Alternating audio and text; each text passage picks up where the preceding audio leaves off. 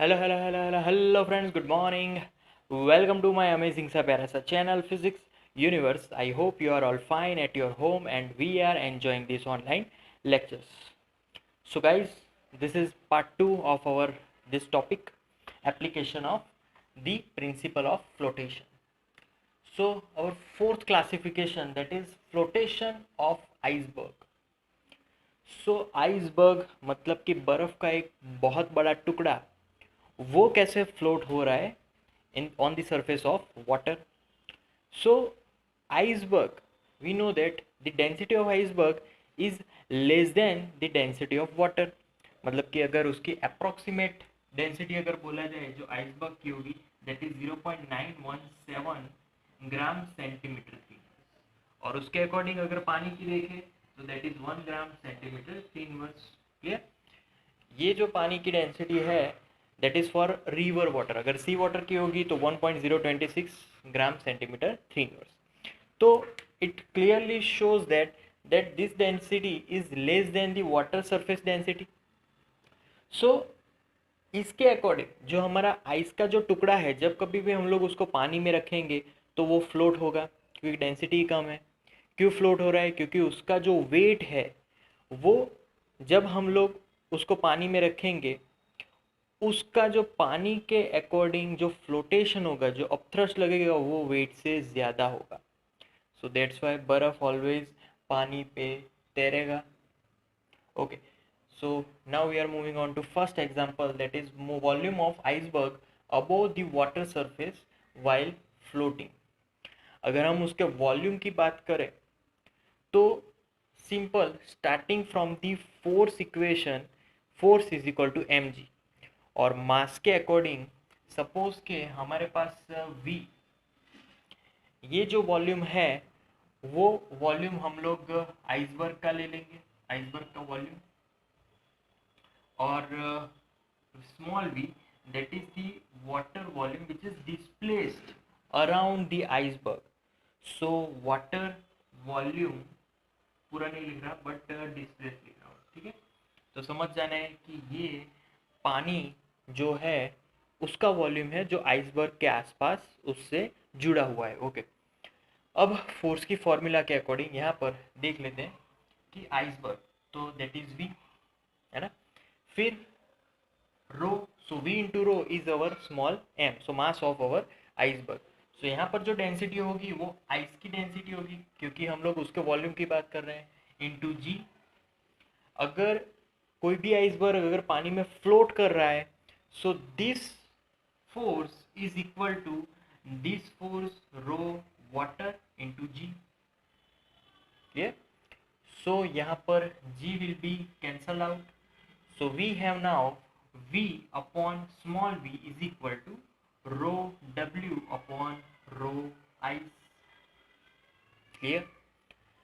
So simple. अगर rho W की यहाँ पर बात करें, so rho W values put कर देते हैं, है ना. rho W ऊपर है, ये रहा 1 upon rho ice that is 0.917. अगर फिर से क्रॉस मल्टीप्लिकेशन करें तो क्रॉस मल्टीप्लिकेशन से मिलेगा v is equal to 0.917 into capital V. तो v क्या था? Volume, water volume displace around the iceberg. तो इससे क्या साबित हो रहा है? तो v is equal to 0.917 into V, that means कि हमारा जो आइसबर्ग है बड़ा सा, उसका जो पोर्शन है उसका 91%, 91 वी कैन से 91.7% जो पोर्शन है वो पानी के अंदर रहने वाला है, क्योंकि v is equal to 0.917 of v into we.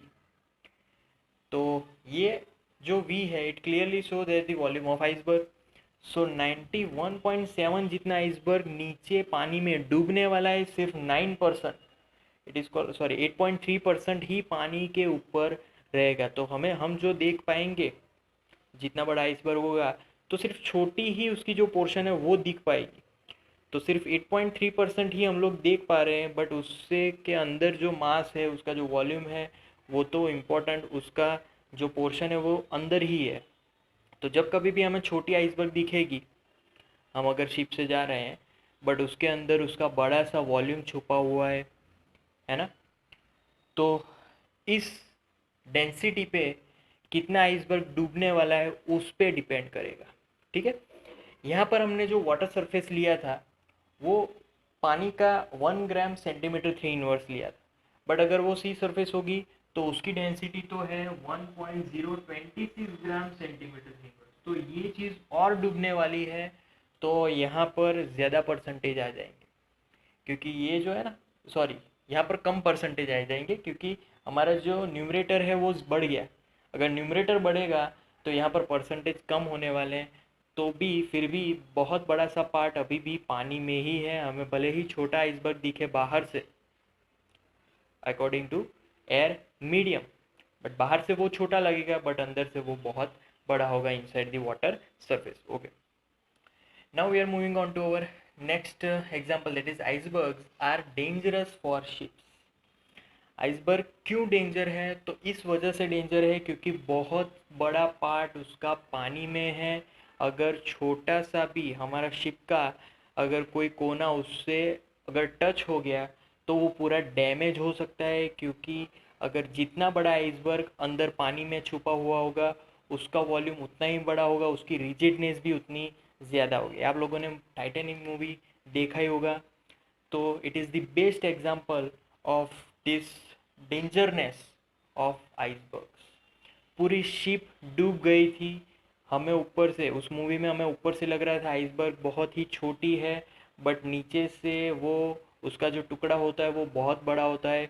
उसको छूने से, एक जगह पे सिर्फ छुआ था शिप को, उससे पूरी शिप डैमेज हो गई, और आपने मूवी देखा ही होगा। Okay, now we are moving on to our third example, that is no change in level of water on melting a floating piece of ice। अगर कोई आइस जो कि है वो मेल्ट हो रहा है, मतलब कि जो एयर मीडियम में जो आइस है वो मेल्ट हो रहा है, वी नो दैट उसका 90% पार्ट तो इनसाइड द वाटर है, तो क्या होगा? तो इफ़ जो पीस है, जो आइस का पीस है वो अगर मेल्ट हो रहा है मतलब कि कम होता चला जाएगा, फिर भी उसके जो यहाँ पर जो परसेंटेज है उसमें कोई डिफरेंस नहीं आएगा, क्योंकि वो जो मेल्टिंग पार्ट है वो पानी में ही जाने वाला है, तो उसकी जो परसेंटेज है वो तो वही रहेगी, है ना, तो वही रहने वाला है परसेंटेज, तो मेल्ट होने से भी कोई फर्क पड़ने वाला नहीं है। फिर flotation of fish, this is our fifth classification कि फिश कैसे फ्लोट होती है, कैसे वो पानी के अंदर इजीली स्विम कर जाती है। तो मान लो कि फिश को अगर पानी के डीप में जाना है, so fish wants to go deep inside the water, क्या होगा, क्या करना है उसे? तो अपने ब्लेडर में उसको पानी भर देना है, जितना पानी ज़्यादा होगा उतना उसको वेट ज़्यादा नीचे खींचेगा, और अब जो मछली है उसको ऊपर आना है, वाटर सरफेस के भी ऊपर, तो फिर क्या करना है, उसको ब्लेडर में से पूरा पानी ख़त्म कर देना है, उसमें उसको गैस भर देनी है। तो हवा से क्या होगा, उसकी डेंसिटी कम होगी, डेंसिटी कम होगी तो अपथ्रस्ट से ज़्यादा लगेगा, तो अपथ्रस्ट से वो इजीली अपसाइड जा पाएगी। तो डाउन साइड में भी मैंने वही बोला कि अगर उसने अपने ब्लीडर में पानी भर दिया तो उसकी डेंसिटी ज़्यादा हो जाएगी, अगर डेंसिटी ज़्यादा हो गई तो अपथ्रस्ट कम, वेट ज़्यादा, that's why fish can swim deep inside the water, it is easy for the fish, clear? Okay, now after that, rising of balloons। तो बलून्स में वी नो दैट हीलियम जो कि gas है, हम लोग उसको भरते हैं, ड्यू टू दैट गैस वो ऊपर की तरफ ट्रैवल करता है। क्यों? क्योंकि हीलियम गैस भरने से जो बलून है उसकी डेंसिटी कम होती है अकॉर्डिंग टू एटमॉस्फेयर। तो हीलियम की जो डेंसिटी है वो ऑलरेडी कम है, अगर बलून में उसको भर दे तो उसको एक मीडियम मिल गया, एक कवर अप मिल गया कि जिसके अंदर एक गैस है जिसकी डेंसिटी बाहर की जो गैस है उससे कम है, इसीलिए बलून ऊपर की तरफ ही जाता है डेंसिटी कम होने के कारण। अच्छा, डेंसिटी कम होने के कारण एग्जैक्टली क्या होता है कि जो उसकी अपथ्रस्ट है वो वेट से बढ़ जाती है, तो upthrust is more than its own wait, balloon का जो वेट होता है उससे अपथ्रस्ट बढ़ गया, अपथ्रस्ट बढ़ेगा तो वो ऊपर की तरफ खींचता चला जाएगा। ये ओके। फिर ये जो राइजिंग ऑफ बलून है उसके अगले एग्जांपल्स में the balloon does not rise indefinitely, मतलब कि बलून ऊपर की तरफ स्पेस में नहीं चले जाने वाला, वो एक सरफेस पे आके रुक जाएगा और वापस नीचे आना स्टार्ट कर देगा। तो एग्जैक्टली क्या होगा कि हमने हीलियम और गैस को अंदर भर दिया, we know that helium density is less than the density of air among our in our atmosphere, तो वो ऊपर की तरफ जाता ही चला जाएगा, अब थ्रस्ट ज़्यादा है। फिर धीरे धीरे जो हीलियम गैस है वो उसमें कम होता चला जाएगा, और ऊपर जो एटमॉस्फेयर है उसमें भी हमारी जो डेंसिटी है वो कम होगी। तो ऊपर की तरफ डेंसिटी कम है और हीलियम है वो धीरे धीरे गैस से बाहर भी निकल रहा है। तो एक स्टेज ऐसी आ जाएगी कि जो गैस का, जो बलून का वेट है उसके अपथ्रस्ट जितना लगेगा।